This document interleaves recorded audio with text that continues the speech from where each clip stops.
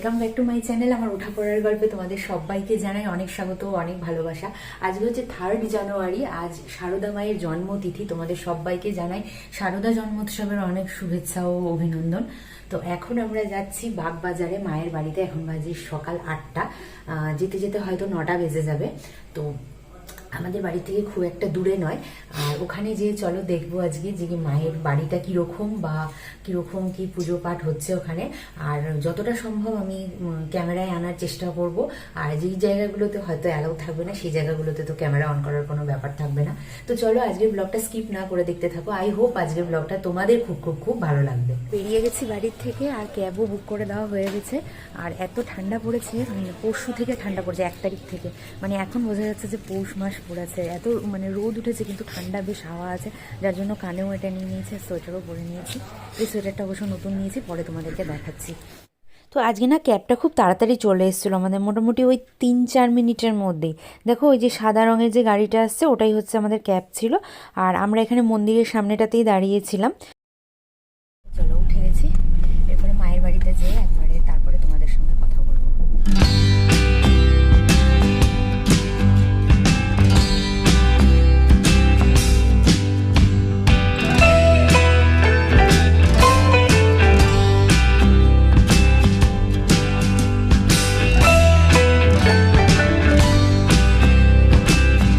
চলে এসেছি আমরা মায়ের বাড়ির কাছে, এখন যাব।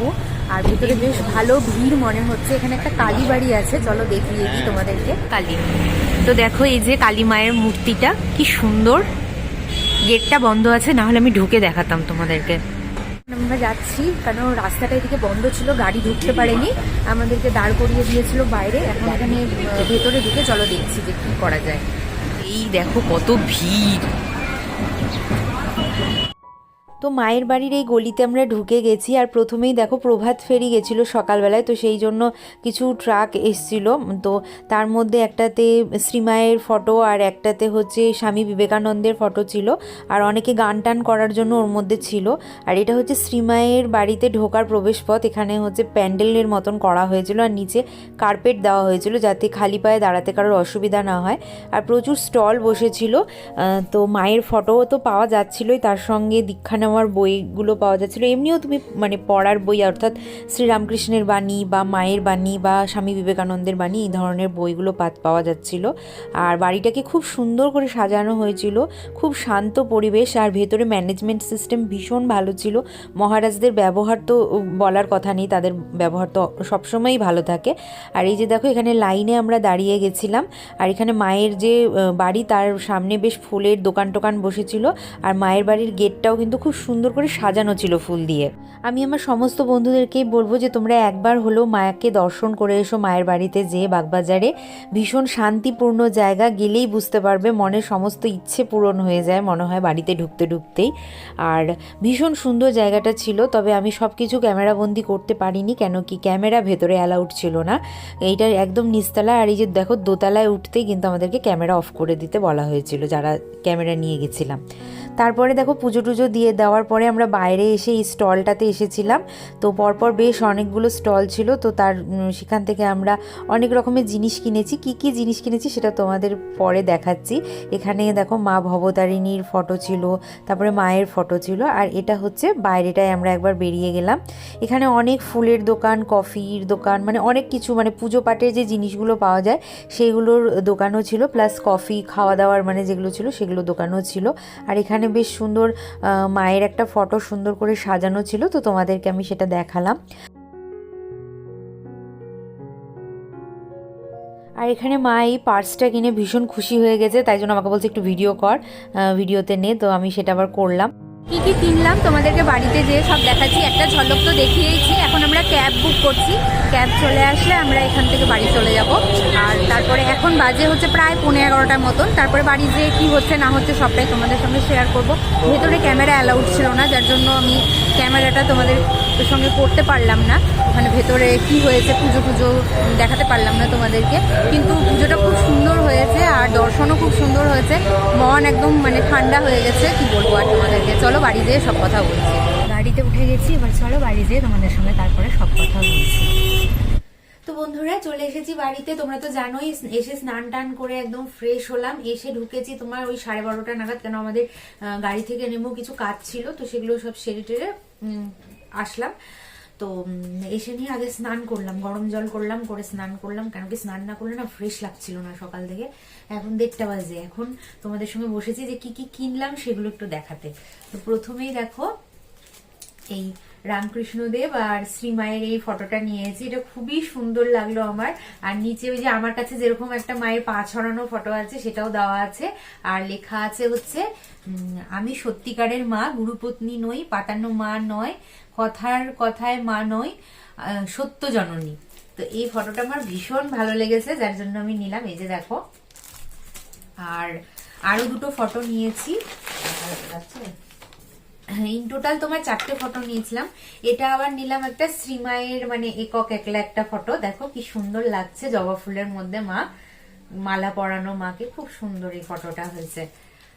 আর এটা হচ্ছে সামনেই স্বামীজির জন্মদিন আছে, তো লিভিং উইথ শাইনিতে একটা ভিডিও বানাতেই হবে। আর তাছাড়াও আমি ভাবলাম যে বিবেকানন্দ মানে স্বামী বিবেকানন্দের একটা ফটো নিয়ে যেয়ে রাখি বাড়িতে। তো এই যে একক একলা একটা স্বামীজির ফটো আছে। আর মা এই যে ব্যাগটা কিনলো, এটা তো তোমাদেরকে তখনই দেখালো। এই ব্যাগটাও খুব সুন্দর। এটা কিসের যে ব্যাগ, এটা জুটের তো না, কিন্তু যাই হোক মানে ভালো লাগছে পার্সটা দেখতে, তো সেই একটা ব্যাগ নেওয়া হয়েছে। আর এখানে হচ্ছে 3খানা ধূপকাঠির প্যাকেট নিয়েছি, এই যে দেখো এরকম। তো এই ধূপকাঠির গুলো আমরা সুন্দর করে ঠাকুরের সামনে জ্বালাবো। আর আমার জন্য আমি একটা নিয়েছি নেক পিস, তোমাদেরকে দেখাই নেক পিসটা খুলে।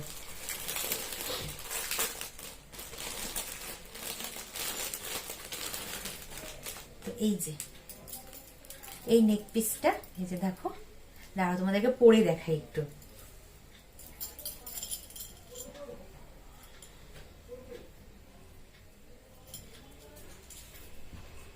তো এই যে দেখো, কোনো শাড়ি টাড়ির সঙ্গে পরলে না বেশ ভালো লাগবে নেক পিসটা। আর এর সঙ্গে দিয়েছে এই যে এই দুটো কানের দুল,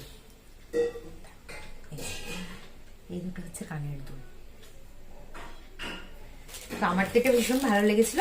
আচ্ছা, এইটার প্রাইস নিয়েছে হচ্ছে 210 টাকা। আর ফটো দুটো হচ্ছে মানে এই যে স্বামীজির ফটো আর এই মায়ের ফটোটা হচ্ছে এক একটা 55 টাকা করে নিয়েছে। আর এই ব্যাগগুলো হচ্ছে 50 টাকা করে। আর এই ফটোটা হচ্ছে 60 টাকা নিয়েছে। আরেকটা ফটো এনেছিলাম শ্রীমায়ের, শুধু এইটুকুন থাকবে, মানে সেই ফটোটা আমরা উপরের বৌদিকে দিয়েছি। আর ধূপকাঠিগুলোর এক একটার এক এক রকম প্রাইস, কোনোটা 60 টাকা, কোনোটা 70 টাকা, কোনোটা আবার 40 টাকা, এরকম করে নিয়েছে।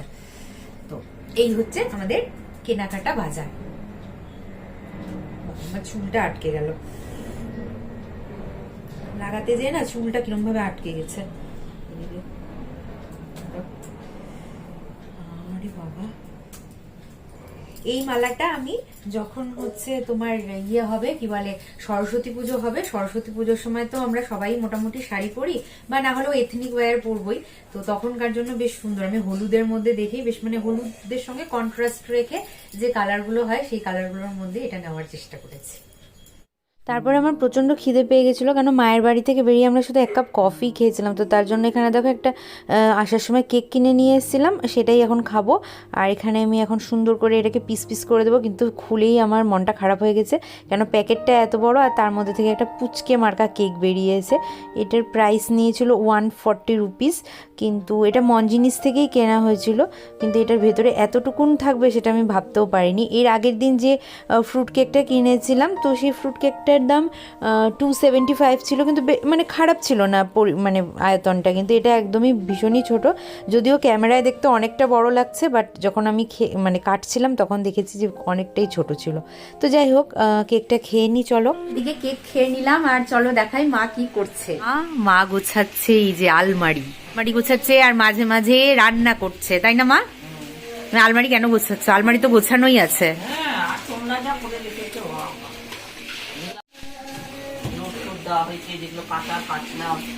হ্যাঁ, আমরা তো মনে করো 25শে ডিসেম্বর থেকেই বাইরে একটু মোটামুটি ঘোরার চেষ্টা করছি। তো অনেক জামা কাপড় বাইরে আছে, সেজন্য মা এখানে সব জামা কাপড় গুছিয়ে নিচ্ছে। শুরু হয়ে গেছে জোর কদমে রান্না বান্না। চলো কি কি রান্না হচ্ছে দেখাই তোমাদেরকে একবার।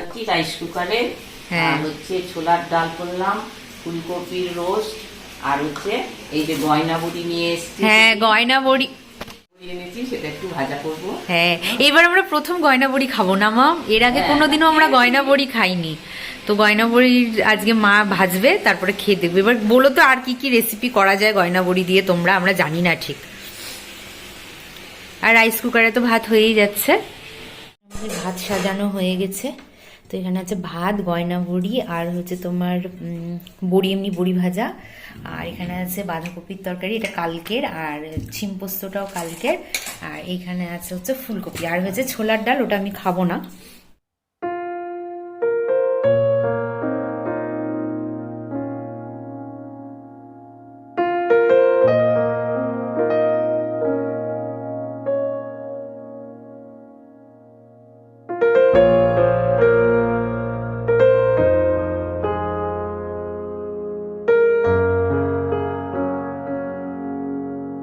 দেখতে দেখতে ঘড়িতে বেজে গেছে 7টা। খাওয়া দাওয়ার পরে বেশ একটা লম্বা ঝড় আজকে আমি ঘুম দিয়েছি। গলার অবস্থা শুনে বুঝতেই পারছো। সাধারণত আমি দুপুরবেলায় ঘুমাই না, কেন কি এক্সারসাইজ টেস্ট করে এত কমিয়েছি, সেটা যদি আবার বেড়ে যায় তাহলে একটা প্রবলেম হতে পারে। তবে 2-1 দিন ধরে শরীরটা বেশ খারাপ আছে, যার জন্য দুপুরবেলা হলেই আমি ঘুমিয়ে পড়ছি। যাই হোক, এখন মা বানাচ্ছে কফি, আমি আর মা কফি খাবো। আর তারপরে দেখি কি কি করা যায়, টুকটাক একটু রিলস তো করবোই। বাই দ্য ওয়ে, আমার ইনস্টাগ্রামে কিন্তু এখন প্রত্যেক দিনই রিলস আসছে, কিছু ফটো পোস্ট আসছে। তোমরা চাইলে আমাকে ইনস্টাগ্রামে ফলো করতেই পারো। আর লিভিং উইথ শায়নির যে এফবি পেজ আছে, সেখানেও 2 দিন পর পর একটা করে মোটিভেশনাল স্পিচের উপরে আমি ভিডিও দিচ্ছি, তো তোমরা সেখানেও আমাকে ফলো করতে পারো।